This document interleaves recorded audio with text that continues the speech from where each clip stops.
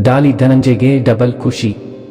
Junior Daali ಆಗಮನ, ಕುಟುಂಬದಲ್ಲಿ ಹಬ್ಬದ ಸಂಭ್ರಮ. ಡಿಸಿಎಂ ಶ್ರೀ ಡಿಕೆ ಶಿವಕುಮಾರ್ ಪುತ್ರಿಗೆ ಹೆಣ್ಣು ಮಗು ಜನನ, ತಾತನಾದ ಖುಷಿ. ಕರ್ನಾಟಕ ಉಪಮುಖ್ಯಮಂತ್ರಿ ಡಿಕೆ ಶಿವಕುಮಾರ್ ಪುತ್ರಿ ಐಶ್ವರ್ಯ ಹೆಣ್ಣು ಮಗುವಿಗೆ ಜನ್ಮ ನೀಡಿದ್ದಾರೆ.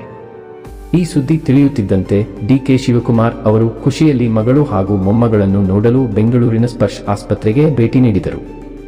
ಮುಂಬೈನಲ್ಲಿ ಘಟನೆ. ₹745 ಕೋಟಿ ಮೌಲ್ಯದ ಕೊಕೇನ್ ವಶ.